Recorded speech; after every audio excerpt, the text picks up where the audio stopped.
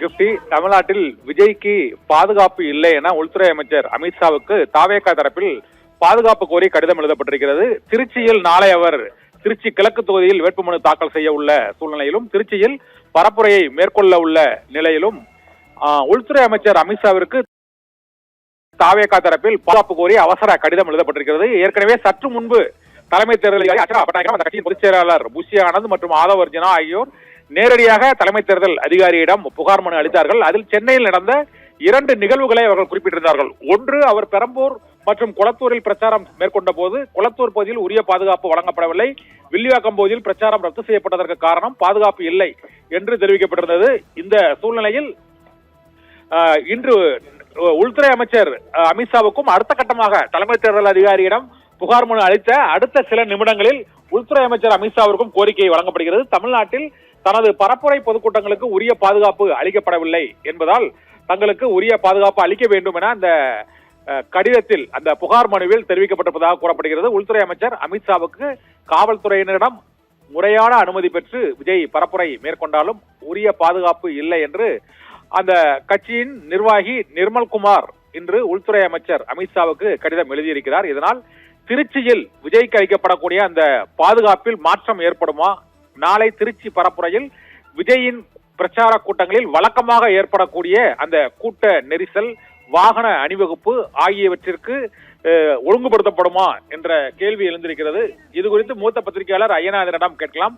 Ayyanathan sir, வணக்கம் sir. இந்த தாவேகா தலைவர் நடிகர் விஜய்க்கான அந்த பாதுகாப்பு ஏற்பாடுகளில் குறைபாடு உள்ளதாக அந்த கடிதத்தில் உள்துறை அமைச்சருக்கு கோரிக்கை விடுக்கப்பட்டிருக்கிறது. இது தலைமை தேர்தல் அதிகாரி அர்ச்சனா பட்நாயக்கிற்கு புகார் அளித்த அடுத்த சில நிமிடங்களில் அளிக்கப்பட்டிருக்கிறது. ஆனால் இங்கு தலைமை தேர்தல் அதிகாரியிடம் இருந்தோ அல்லது காவல்துறையினரிடம் இருந்தோ உரிய அந்த பதில் கிடைக்காத காரணத்தினால் இந்த அவசர கடிதம் அனுப்பப்பட்டிருக்குதா? நீங்க எப்படி பாக்குறீங்க சார் அவருக்கு அளிக்கக்கூடிய பாதுகாப்பை? அதாவது கூடுதல் பாதுகாப்பு தேவை அப்படின்னு சொன்னவங்க கூட சொல்றாங்க, தங்களுக்கு அளிக்கப்பட்டுள்ள ஓய்வு பாதுகாப்பிலும் வந்துட்டு குறைபாடு உள்ளது அப்படின்னு அவங்க சொல்லிட்டு அந்த கடிதத்தை எழுதியிருக்கிறாங்க. நல்லா கவனிச்சிங்கன்னா, இப்ப விஜய்க்கு வந்துட்டு பாதுகாப்பு குறைபாடு அப்படின்றதுக்கு அவங்க சொல்றதுக்கான அடிப்படை காரணம் என்ன? அவருடைய ரசிகர்கள் கூட்டம் மிகப்பெரிய அளவிற்கு நெருக்கமா வந்து அவருடைய பேச்சை கேட்கறதுக்காக இல்ல அவரை பார்க்க வர்றதுக்காக நெருக்கி அடிச்சுட்டு முன்னாடி வராங்க. அதுதானே? அவங்களால என்ன பாதுகாப்பு அச்சுறுத்தல் இவருக்கு ஏற்பட போகுது? நல்லா யோசிச்சீங்கன்னா, இது வரைக்கும் கரூரா இருக்கட்டும், இல்ல மற்ற இடங்களா இருக்கட்டும், இல்ல தஞ்சாவூரா இருக்கட்டும், எல்லா இடத்துலயுமே வந்துட்டு இவங்க சொல்லக்கூடிய பாதுகாப்பு குறைபாட்டின் காரணமா விஜய் எந்த இடத்துலயுமே பாதிக்கப்படல. ஆனா வந்தவங்க தான் வந்துட்டு செத்து இருக்கிறாங்க, காயம்பட்டு இருக்காங்க. ரெண்டாவது விஷயம் என்னன்னா, இவர்ல கட்டுப்படுத்துற இவருடைய ரசிகர்களை. உண்மைதான். இப்ப விஜயனுடைய இப்ப உங்களுடைய டிவில நீங்க காட்டுறீங்க, விஜயனுடைய அந்த பிரச்சார வாகனம் வருது, சுத்திலும் அவருடைய ரசிகர்கள் எல்லாம் வந்து கூடி இருக்கிறாங்க. இதே மாதிரிதானே எடப்பாடி பழனிசாமிக்கும் மு.க. ஸ்டாலினுக்கும் உதயநிதி ஸ்டாலினுக்கும் எல்லாருக்கும் கூட்டம் வருது, சீமானுக்கு எல்லாருக்கும்.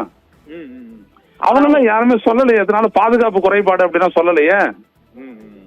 இப்ப இவர் மேல ஏதாவது தாக்குதல் நடந்திருக்குது, இப்படி நடந்திருக்குது அப்படின்னா பரவாயில்ல. அப்படிலாம் எதுவுமே இல்ல. எதுவுமே இல்லாம இவங்க என்ன சொல்றாங்க அப்படின்னோம்னா, பாருங்க, காவல்துறையில் முறையான அனுமதி பெற்று விஜய் பரப்பு மேற்கொண்டாலும் உரிய பாதுகாப்பு இல்லை. எல்லாருக்கும் கொடுக்கறதான இவருக்கு கொடுக்குறாங்க. ஏன்னா பாதுகாப்பு கொடுக்கறது முழுக்க இப்ப வந்து தேர்தல் ஆணையம் தான். இங்க அரசு மத்தவங்களும் கிடையாது. அவங்க தான் சொல்ல போறாங்க, அவங்க தான் காவல்துறையை வச்சு முறைப்படுத்த போறாங்க. அப்போ இவங்க சொல்றதுக்கு காரணம் வேற ஏதோ ஒண்ணு இருக்கு. அதாவது தமிழ்நாட்டுல சட்டம் ஒழுங்கு சரியில்லை, எனக்கு போதுமான அளவுக்கு பாதுகாப்பு இல்ல அப்படின்னு சொல்லிட்டு இந்த வீட்டுல இருந்தே பிரச்சாரம் பண்ணிடலாமா அப்படின்னு அவர் எதிர்பார்க்கிறாரு. அவருக்கு இந்த வெயில் எல்லாம் தாங்க முடியலன்னு நினைக்கிறேன். ஏன்னா அவர் இதுல நான் அது ஒன்றும் குறைபாட சொல்லல. அவர் அந்த மாதிரி ஒரு வாழ்க்கையை வாழ்ந்திருக்கிறாரு. அவர் ஒரு சினிமாக்காரரு, நடிகர். அவர் வந்துட்டு இவ்வளவு வெயில் எல்லாம் நின்று எல்லாம் பேச மாட்டாரு, மக்களை வேணா நிக்க வைப்பாரு ஒழிய அவர் நிக்க மாட்டாரு. அதனால அவர் அது கேட்கலாம். ஆனா அதுக்கு வந்துட்டு அப்படி திருப்புறாரு பாருங்க, அவரு பாதுகாப்பு சரியில்லை அப்படின்ட்டு. யாருமே இப்படி ஒரு கடிதம். நீங்க சொல்றது சரியா? அந்த கூட்டம் அவர்கள் சொல்ற இது வந்து இப்ப நீங்க கூறியது போலவே இபிஎஸ் எதிர்க்கட்சி தலைவர் எடப்பாடி பழனிசாமி மற்றும் இன்று உதயநிதி மற்றும் தமிழக முதலமைச்சர் ஸ்டாலின் கூட்டத்துல எல்லாம் பெருமளவுல கூட்டப்படுறதா ஒரு அமைதியா இருக்கிறாங்க. இவர் போகும்போது அந்த வாகனத்திலேயே ஒரே கூச்சலிட்டவாறு அவரோட நெருங்கி அவரை பார்க்கறதுக்கு கையை உயர்த்திக்கிட்டு ஒரு அலையா அந்த மக்கள் போறதுனால அந்த நெருக்கடி ஏற்படுது. அதை கட்டுப்படுத்தணும் அப்படிங்கிறாங்க. அதை கட்டுப்படுத்த உங்களுடைய ரசிகர் தானே. இப்ப போலீஸ் அந்த இடத்துல என்ன பண்ண முடியும்? போலீஸ் பேரிகேடு போட்டு தடுத்தாங்க பெரம்பூர்ல. ஆமா, எகிரி குதிச்சு ஓடி வராங்க. எகிரி குதிச்சு ஓடி வராங்களா பேரிகேடை தாண்டி?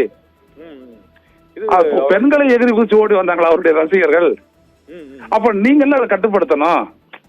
இப்ப அதிமுகவோ திமுகவோ இல்ல நாம் தமிழரோ இல்ல மத்த கட்சியினரோ அந்த தலைவர்கள் தானே கட்டுப்படுத்துறாங்க.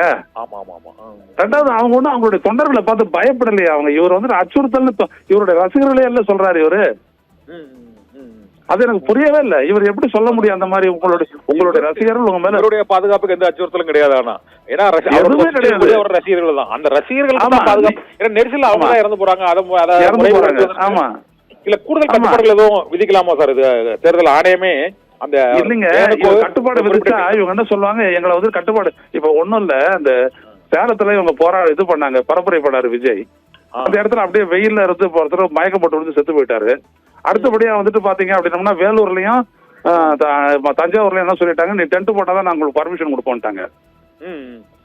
எஸ்ஓபில வந்துட்டு டென்ட் போடுன்னு சொன்னதை வந்துட்டு அவங்களுக்கு ரொம்ப கோவம் வந்துருச்சு. ஏன்னா அது கூடுதல் செலவு. டென்ட்டும் போட்டு சேரும் போட்டாங்க. அப்ப வந்துட்டு விஜயனுடைய கட்சிக்காரங்க சொன்னாங்க, எங்களுக்கு மட்டும் நிபந்தனை போடுறீங்களான்னு சொன்னாங்களே ஒழிய என்ன நிபந்தனை உங்களுக்காக போட்டாங்கன்றது வெளியில சொல்லவே இல்லை. அது வேற ஒண்ணு. காவல்துறை வந்துட்டு நிழல் கூட அவங்களுக்கு டென்ட் போடு, அவங்க உட்கார்றதுக்கு சேர் போடுன்னு சொன்னது இவங்களுக்கு செலவு.